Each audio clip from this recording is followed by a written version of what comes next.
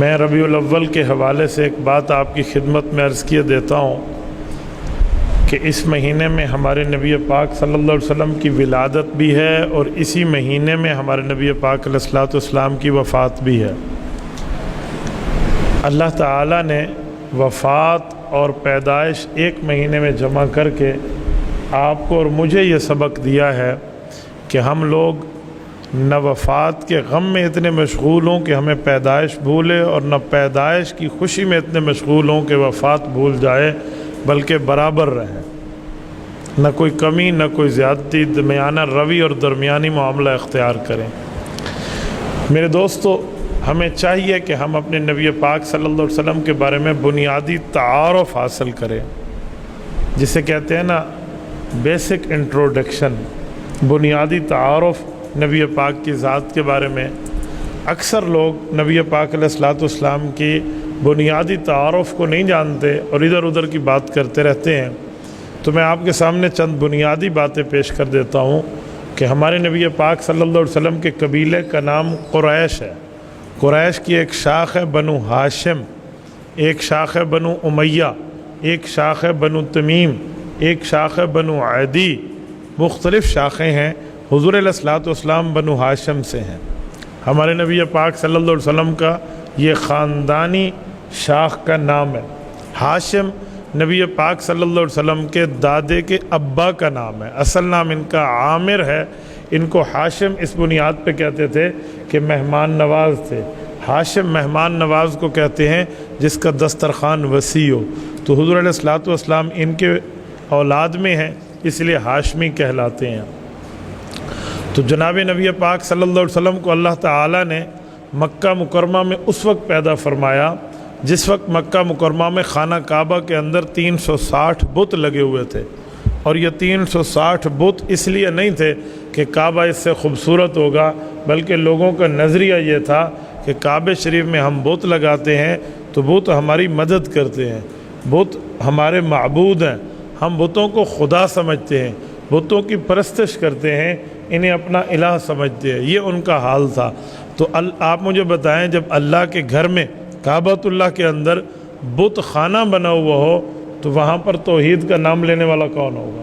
حضور علیہ الصلوۃ والسلام نے اس ماحول میں آنکھ کھولی، اور جب نبی پاک علیہ الصلوۃ والسلام دنیا میں آئے، اس وقت ابرہہ جو خانہ کعبہ گرانے آیا تھا، اس ابرہہ کو ختم ہوئے 50 یا 55 دن ہو گئے تھے، یعنی کہ ان کے اوپر جو ابابیلوں نے کنکریاں پھینکی تھی اور وہ ابرہہ اپنے ہاتھیوں کا لشکر سمیت غرق ہوا تھا، تو اس کے 50 یا 55 دن انہی دنوں میں نبی پاک علیہ الصلوۃ والسلام کی اس کے بعد ولادت ہوئی۔ تو ہمارے نبی پاک صلی اللہ علیہ وسلم جب دنیا میں تشریف لائے ہیں تو ہمارے نبی پاک علیہ السلام کی دنیا کی کل عمر 63 سال ہے۔ اس میں 53 سال اللہ کے رسول نے مدینہ طیبہ سے علاوہ مکہ مکرمہ میں گزارے ہیں، اور آخری 10 سال مدینہ طیبہ میں گزارے ہیں۔ 40 سال اعلان نبوت سے پہلے کی زندگی ہے، اور بعد کے 23 سال اعلان نبوت کے بعد کی زندگی ہے۔ یہاں میں لفظ بول رہا ہوں اعلان نبوت، میں نے نبوت نہیں کہا۔ لوگ غلطی کرتے ہیں، وہ کہتے ہیں 40 سال کی زندگی نبوت سے پہلے ہے۔ نہیں، ہمارے نبی پیدائشی نبی ہیں۔ یہ نہیں ہے کہ 40 سال میں ان کو نبوت ملی ہے، یہ بات غلط ہے۔ حضور پیدائشی نبی ہیں۔ 40 سال میں نبوت کا اظہار ہوا ہے، 40ویں سال میں نبوت کا اعلان ہوا ہے، 40ویں سال میں نبوت کی اناؤنسمنٹ ہوئی ہے۔ حضور علیہ الصلوۃ والسلام پیدائشی نبی ہیں۔ اکثر گفتگو میں لوگ غلط جملہ بولتے ہیں کہ جب 40 سال میں نبوت ملی تو حضور پاک نے اعلان فرمایا۔ نہیں، آپ علیہ السلام پیدائشی نبی ہیں۔ 40 سال میں اللہ نے اعلان کی اجازت دی ہے، 40ویں سال میں اللہ نے اظہار کی، نبوت کو ظاہر کرنے کی، لوگوں تک دعوت دینے کی اجازت دی ہے۔ جو 40 سال کے پہلے کے زمانہ ہے، اس زمانے میں نبی پاک علیہ الصلوۃ والسلام کس دین پر تھے؟ سوال ہوتا ہے، اسلام تو اترا نہیں تھا، اس زمانے میں لوگ کس دین پر تھے؟ اس زمانے میں جب اسلام نازل ہی نہیں ہوا تو اس زمانے میں کسی دین پہ عمل کرنے کا معاملہ کیا تھا؟ بلکہ اس زمانے میں نبی پاک صلی اللہ علیہ وسلم کائنات میں لوگوں کی بھلائیاں فرماتے، لوگوں کے فیصلے فرماتے، اور لوگوں کو اچھائی کی تعلیم دیتے، اخلاق کی تعلیم دیتے، ماں باپ کی قدردانی کی تعلیم دیتے، دین ابھی نہیں اترا تھا۔ ہاں یہ تھا کہ نبی پاک صلی اللہ علیہ وسلم کو قرآن کہتا ہے وَوَجَدَكَ ضَالًّا فَهَدَىٰ، آپ دنیا میں سوچا کرتے تھے کہ پہاڑ خود نہیں بنے، انہیں بنانے والا ہے، دریا خود نہیں بہے، ان کو بہانے والا ہے، آسمان و زمین خود نہیں بنے، ان کا خالق ہے۔ پھر اللہ نے دین اتارا تو فہدا، حضور کے سامنے ہدایت کے راستے واضح فرما دیے۔ تو 40 سال میں اعلان نبوت کیا ہے میرے پاک پیغمبر نے۔ شروع کے جو 3 سال ہیں ان میں اپنے خاندان کو دعوت دینے کا حکم تھا، خاندان سے باہر، قوم سے باہر، قبیلے سے باہر بہت کم دعوت ہے۔ خاندان سے مراد وہی مکہ کے اپنے قبیلے کے لوگ، قریش کے، انہی کو نبی پاک علیہ السلام نے دعوت دی ہے۔ اور نبی پاک علیہ السلام کی یہ جو زندگی ہے اعلان نبوت سے پہلے والی، ان میں حضور پاک علیہ السلام نے وہی کام کیے ہیں جو اللہ نے چاہا ہے۔ اس دوران اگر اعلان نبوت سے پہلے کسی کی وفات ہو جاتی تو اس کا جنازہ بھی نہیں تھا، اعلان نبوت سے پہلے کسی کی وفات ہو جاتی تو اس طرح 3 کپڑوں میں کفن دینا اللہ کا حکم نہیں تھا، یہ معاملات نہیں تھے۔ یہ تو بعد میں جا کے احکام آئے ہیں، بلکہ جب نبوت کا اعلان ہو گیا اس کے بھی 10-12 سال تک جنازے کا احکام اور حکم نازل نہیں ہوا تھا۔ حضرت اماں خدیجۃ الکبریٰ رضی اللہ تعالی عنہ آپ کی اور میری ام المؤمنین ہیں، رسول اللہ صلی اللہ علیہ وسلم کی پہلی زوجہ، پہلی گھر والی ہیں۔ حضرت ام المؤمنین کا جب نکاح ہوا حضور پاک سے، نبی پاک کی عمر 25 سال ہے، تو اس وقت اعلان نبوت نہیں ہے، اظہار نبوت نہیں ہے، تو اس سال نبی پاک علیہ السلام کا نکاح کا خطبہ کس نے پڑھا ہوگا؟ نکاح میں اس وقت کے معاملات کیا ہوں گے؟ تو بھائیو اس وقت نکاح کی ترتیب کے خطبات تھے ہی نہیں، اس وقت ایجاب و قبول ہوتا تھا جو شروع سے آ رہا ہے کہ ہم اپنی بچی کا رشتہ دیتے ہیں اور یہ والی لوگ کہتے ہیں کہ ہم نے رشتہ آپ کو قبول کیا ہے، اسے آفر اور ایکسیپٹ کہتے ہیں، عربی میں اسے ایجاب اور قبول کہتے ہیں۔ تو یہ ہوتا تھا، تو یہ ایجاب و قبول ہوا۔ حضرت ابو طالب حضور پاک علیہ السلام کے چچا نے یہ ایجاب و قبول کرایا، اس وقت کوئی نکاح کا خطبہ نہیں پڑھا گیا۔ اور جب اماں خدیجۃ الکبریٰ حضور پاک علیہ السلام کے پاس آئی ہیں تو نبی پاک صلی اللہ علیہ وسلم کے ساتھ حضرت اماں خدیجہ نے 25 سال کا زمانہ گزارا ہے۔ حضور کی عمر 25 سال تھی، نکاح ہوا۔ اماں جب خدیجہ فوت ہوئی حضور پاک کی عمر 50 سال تھی، نبوت کا 10واں سال تھا۔ 40ویں سال میں اعلان نبوت ہوا تو اس دھرتی کی پہلی مسلمان خاتون حضرت اماں خدیجۃ الکبریٰ رضی اللہ تعالی عنہ ہے۔ 10 سال اس کے بعد زندہ رہیں اور 10 سال کے بعد انتقال کیا۔ جب 10ویں سال اعلان نبوت کے 10ویں سال حضرت اماں خدیجہ کا انتقال ہوا تو اس وقت جنازے کے احکام نہیں اترے تھے۔ حضرت اماں خدیجہ کے جنازے میں کوئی امام نہیں ہے، کوئی مقتدی نہیں ہے، کوئی جنازے کی صفیں نہیں بنائی گئی۔ حضرت اماں خدیجہ کو حضور پاک علیہ السلام نے قبر مبارک میں رکھا ہے، اس وقت کوئی نماز جنازہ نہیں تھا۔ تو اس پر یہ سوال نہیں ہو سکتا کہ ان کا جنازہ کیوں نہیں پڑھا گیا، بھئی اس وقت جنازے کے احکام ہی نہیں اترے تھے، جنازے کا حکم ہی نازل نہیں ہوا، تو پھر جنازے کا مطلب کیا ہے؟ یہ نبی پاک علیہ السلام کی وہ بیوی ہے جس سے حضور پاک کی ساری اولادیں ہیں، ساری میں سے ایک کم ساری اولادیں حضرت اماں خدیجہ سے ہیں۔ نبی علیہ السلام کی 7 اولادیں ہیں، 6 اولادوں کی ماں یہی حضرت اماں خدیجہ ہے۔ حضور پاک علیہ السلام کے 3 نمبر کے بیٹے اور 7ویں نمبر کی اولاد حضرت ابراہیم، یہ حضرت ماریہ قبطیہ رضی اللہ تعالی عنہا کے بطن مبارک سے ہیں، ورنہ 6 اولادیں نبی پاک علیہ السلام کی، جن میں 4 بیٹیاں اور 2 بیٹے ہیں، یہ نبی پاک علیہ السلام کی اماں خدیجۃ الکبریٰ سے ہیں۔ تو ہمارے نبی پاک علیہ السلام کے بارے میں یہ بنیادی تعارف ہر مسلمان کو ہونا چاہیے۔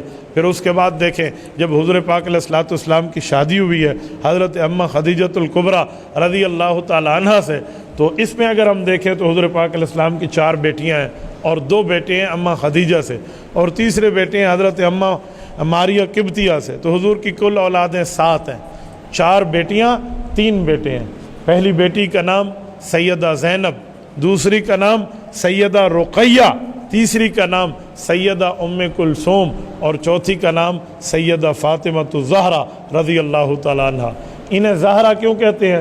زہرا پھول کو کہتے ہیں، زہرتن فلاور، پھول، پھول کو ان کا نام اس لیے ملا ہے کہ پھول سے خوشبو پھیلتی ہے۔ حضور پاک علیہ السلام کی خصوصیت ہے حضور کی بیٹی سے حضور پاک کی نسل پھیلی ہے۔ نبی پاک کے بیٹے 3 ہیں، حضور پاک علیہ الصلوۃ والسلام کے ایک بیٹے سب سے بڑے بیٹے حضرت قاسم ہیں، دوسرے بیٹے ان کے 5 نام ہیں، لوگ سمجھتے ہیں یہ 5 بیٹے ہوں گے، نام 5 ہیں، بیٹا ایک ہے۔ عبداللہ نام ہے، طیب نام ہے، طاہر نام ہے، مطیب نام ہے، مطہر نام ہے، یہ 5 نام ہیں۔ یہ نبی پاک علیہ الصلوۃ والسلام کے دوسرے بیٹے ہیں۔ انہیں طیب و طاہر، مطیب و مطہر اور عبداللہ اس بنیاد پہ کہا جاتا ہے کہ اعلان نبوت کے بعد پیدا ہوئے ہیں۔ جب اعلان نبوت کے بعد پیدا ہوئے تو طہارت کا زمانہ، پاکیزگی کا زمانہ، نجاست اور بت پرستی سے دوری کا زمانہ، اس وجہ سے ان کو طیب، طاہر، مطیب، مطہر اور عبداللہ کہتے ہیں۔ حضور پاک علیہ السلام کے تیسرے صاحبزادے حضرت ابراہیم ہیں۔ یہ حضور پاک علیہ السلام کے وہ بیٹے ہیں جو 18 مہینے کی عمر میں انتقال کیا ہے، اور ان کی قبر مبارک مدینہ طیبہ میں ہے۔ یہ حضور کی مدنی اولاد ہے۔ حضور کی 6 اولادیں مکی ہیں، 1 اولاد مدنی ہے، تو نبی پاک علیہ السلام کی 7 اولادیں ہیں۔ حضور پاک صلی اللہ علیہ وسلم کے 11 نکاح ہیں۔ 11 نکاحوں کا مطلب کوئی یہ کہے کہ نبی پاک علیہ السلام نے 11 نکاح کیوں کیے؟ مرد کو تو 4 کی اجازت ہے، بھئی مرد امتی ہو تو 4 کی اجازت ہے، مرد نبی ہو تو رب جتنے چاہے نکاح کرا دے۔ حضرت داؤد علیہ السلام کے لیے ایک روایت 100 نکاحوں کی بھی ہے۔ وہ نبی ہیں، نبی کا معاملہ اور ہے، امتی کا معاملہ اور ہے۔ آپ اور ہم سوتے ہیں، نیند میں ہمارا وضو ٹوٹ جاتا ہے، نبی علیہ السلام سو جاتے تھے تو حضور کا نیند میں وضو نہیں ٹوٹتا تھا، حضور کی مرضی ہوتی، حضور چاہتے وضو فرماتے نماز پڑھا دیتے، حضور چاہتے بغیر وضو تازہ کیے نماز پڑھا دیتے۔ نبی پاک کی خصوصیت ہے۔ آپ اور ہم سوتے ہیں، آپ کی اور ہماری نیند میں ہماری آنکھیں بھی سوتی ہیں، ہمارا دل بھی سوتا ہے۔ نبوت کا معاملہ یہ نہیں ہے، نبوت میں نبی کی آنکھیں سوتی ہیں، نبی کا دل جاگتا ہے۔ تو نبوت کی خصوصیات ہیں۔ حضور پاک علیہ الصلوۃ والسلام کے 11 نکاح ہیں۔ لبرل طبقہ، یہ خصوصاً مغرب کا تہذیب سے گرا ہوا طبقہ یہ سمجھتا ہے کہ نبی پاک علیہ السلام کی یہ شادیاں نعوذ باللہ کوئی شہوت رانی کی وجہ سے تھیں۔ یوں نہیں ہے۔ ایک مرد میں اللہ نے بیک وقت 4 نکاحوں کی طاقت رکھی ہے، تو ایک نبی میں تو 4000 جنتیوں سے بڑھ کے طاقت ہوتی ہے، اور ایک جنتی میں 1000 انسان سے بڑھ کے طاقت ہے۔ اس حساب سے تو نبی پاک کی طاقت دنیا کے انسانوں میں 40,000 مردوں کے برابر کی بات آپ کریں تو پھر نکاح 40,000 ہونے چاہیے، لیکن 40,000 کو بھی اگر ہم 4 سے ضرب دیں تو کتنا بڑھ جائے گا؟ یہ 1,60,000 پہ جا کے معاملہ پہنچے گا۔ تو پھر نکاح تو اتنے ہونے چاہیے تھے، کیونکہ ہر مرد میں 4 ہے۔ تو یہ کوئی شہوت رانی کی وجہ نہیں ہے، اس کی وجہ نبوت کے دین کا پھیلاؤ ہے، اس کی وجہ نبوت کی دعوت کی اشاعت ہے کہ حضور پاک علیہ الصلوۃ والسلام نے مختلف قوموں میں مختلف جگہ نکاح فرمائے ہیں، اس قوم کو عزت ملی، وہ دشمن تھی، پتہ چلا ہماری قوم کی بیٹی سے حضور پاک کا نکاح ہوا، پوری قوم نے کلمہ پڑھ لیا، پوری قوم کو رب نے ہدایت دی ہے۔ کئی وجوہات یہ بھی ہیں، کئی وجوہات اس سے علاوہ بھی ہیں۔ حضور پاک علیہ الصلوۃ والسلام کی ایک بیوی تو ایسی بھی ہیں جن کا نکاح اللہ نے آسمان پہ کیا، حضرت اماں عائشہ رضی اللہ عنہ۔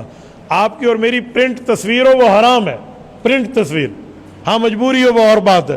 اماں عائشہ کی پرنٹ تصویر حضرت جبرائیل عرش سے لائے تھے اور حضور پاک علیہ السلام کو آ کر دکھایا تھا یہ آپ کی دنیا اور آخرت کی بیوی بنے گی۔ تو وہ اللہ کے معاملات ہیں، وہ رسول اللہ کے معاملات ہیں، اس میں آپ کا اور میرا کوئی دخل نہیں ہے۔ نبی پاک صلی اللہ علیہ وسلم کے 11 نکاح ہیں، تو حضور پاک علیہ الصلوۃ والسلام کے چچا ہیں، 9 چچا ہیں، ان میں 2 چچا صحابی اور مسلمان، حضرت عباس، حضرت حمزہ رضی اللہ تعالیٰ عنہما۔ یہ نبی پاک صلی اللہ علیہ وسلم کا معاملہ ہے۔ ہمارے نبی پاک علیہ السلام کے دادا کا نام شیبۃ الحمد ہے، لقب ان کا عبد المطلب ہے۔ آج دنیا لقب جانتی ہے، نام بھول گئی ہے۔ شیبۃ الحمد نام ہے، لقب عبد المطلب ہے۔ ہمارے نبی پاک صلی اللہ علیہ وسلم کی دادی کا نام فاطمہ ہے، فاطمہ بنت عامر بن عائذ، یہ نبی پاک علیہ السلام کی دادی ہے۔ حضور پاک علیہ الصلوۃ والسلام کے خاندان میں فاطمہ نام بہت زیادہ ہے، حضور کی دادی کا نام بھی فاطمہ، حضرت علی کی اماں حضور پاک کی چچی ان کا نام بھی فاطمہ، فاطمہ بنت اسد۔ حضور پاک علیہ السلام کی ساس کا، حضرت اماں خدیجہ کی والدہ کا ایک نام بھی فاطمہ آتا ہے، اور نبی پاک صلی اللہ علیہ وسلم کی بیٹی کا نام بھی فاطمہ ہے۔ تو ایک نام کئی جگہ بھی ہو سکتا ہے۔ تو حضور پاک علیہ السلام کی دادی کا نام فاطمہ، دادے کا نام شیبۃ الحمد عبد المطلب۔ حضور پاک علیہ الصلوۃ والسلام کے نانا جان کا نام حضرت وہب ہے، اور نبی پاک کی نانی کا نام حضرت برہ ہے۔ وہب اور برہ یہ میاں بیوی ہیں، دونوں مکہ مکرمہ کے نہیں ہیں، مدینہ طیبہ کے ہیں۔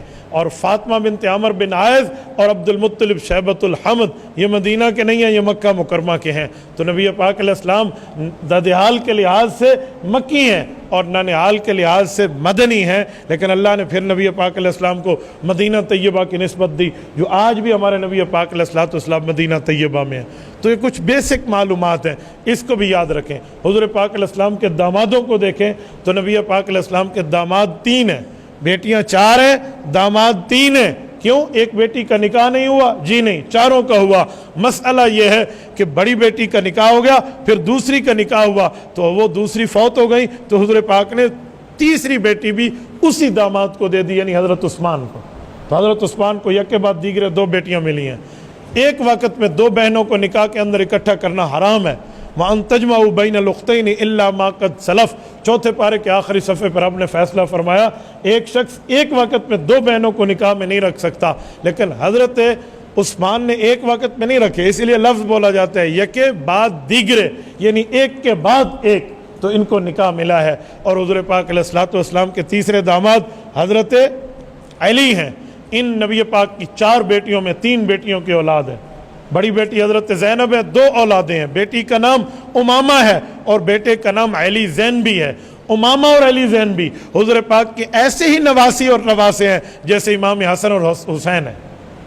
اور دوسری بیٹی حضرت رقیہ کی اولاد نہیں ہے، تیسری بیٹی ام کلثوم کی اولاد ہے جن کا نام ابان بن عثمان ہے یا عبداللہ بن عثمان ہے، 2 نام آتے ہیں، تو یہ بھی حضور پاک علیہ السلام کے نواسے ہیں۔ اور چوتھی بیٹی حضرت فاطمہ ہے، ان سے حضور پاک علیہ السلام کی 6 نواسے اور نواسیاں ہیں، 3 بہنیں 3 بھائی، حسن حسین محسن اور زینب رقیہ ام کلثوم۔ رقیہ بچپن میں فوت ہوئی، محسن بچپن میں فوت ہوا۔ یہ علی المرتضیٰ کے 2 اولادیں اما فاطمہ سے بچپن میں فوت ہوئی، لوگ ان کا ذکر نہیں کرتے، 4 کا زیادہ ذکر کرتے ہیں، 2 بہنیں 2 بھائی، ورنہ 6 اولادیں ہیں، 3 بیٹیاں اور 3 بیٹے ہیں۔ 6 یہ ہو گئے، ایک حضرت عثمان سے 7 اور 2 حضرت ابو العاص جو حضور کے داماد ہیں، حضرت زینب کے خاوند، 2 وہاں سے، تو 7 اور 2 9، یہ 9 نبی پاک علیہ الصلوۃ والسلام کے نواسے اور نواسی ہیں۔ تو جو 3 داماد ہیں، پہلے داماد کا نام لقیت ہے، اس کا کنیت ابو العاص بن ربیع الاموی ہے، اور دوسرے حضرت عثمان ہیں اور تیسرے حضرت علی ہیں۔ شیطان لوگ آج حضور پاک علیہ الصلوۃ والسلام کی تعریف تو کرتے ہیں لیکن ساتھ ایک جملہ کر کے ایمان پر ضرب لگاتے ہیں، وہ کہتے ہیں حضور ہاشمی خاندان کے تھے، ہاشمی خاندان تو اچھا ہے، ٹھیک ہے بھائی، اس پہ تو کوئی انکار نہیں ہے، لیکن اموی خاندان نعوذ باللہ غلط ہے، بنو امیہ غلط ہے۔ ان ظالموں سے پوچھو کیوں غلط ہے؟ حضور نے اپنی پہلی بیٹی کا رشتہ بنو امیہ میں دیا، زینب بڑی بیٹی، بڑی شہزادی، بڑی نور نظر، لخت جگر کا رشتہ حضور پاک نے بنو امیہ میں دیا، پھر دوسری اور تیسری بیٹی کا رشتہ بھی بنو امیہ میں دیا۔ حضور کی 4 بیٹیاں، 3 بیٹیوں کا رشتہ بنو امیہ میں، حضرت عثمان بھی بنو امیہ ہیں، ابو العاص بھی بنو امیہ ہیں، اور چوتھی بیٹی اماں فاطمہ کا رشتہ بنو ہاشم میں حضرت علی کو۔ تو جو خاندان غلط ہو نبی 3 رشتے دے گا۔ اگر اس خاندان کے کوئی غلط لوگ ہیں تو اس سے پورا خاندان تو غلط نہیں ہو جاتا۔ حضور بنو ہاشم سے ہیں، بنو ہاشم، مجھے بتائیں حضور پاک کے چچا ابو لہب ہے، وہ بنو ہاشم نہیں ہے؟ بولیے، جب بھتیجے بنو ہاشم ہے تو چچا بنو ہاشم ہے نا، تو قرآن کیوں کہتے ہیں وَامْرَأَتُهُ حَمَّالَةَ الْحَطَبِ ود فیملی جہنمی ہے؟ تو ابو لہب کی وجہ سے کوئی بنو ہاشم کو غلط کہے گا؟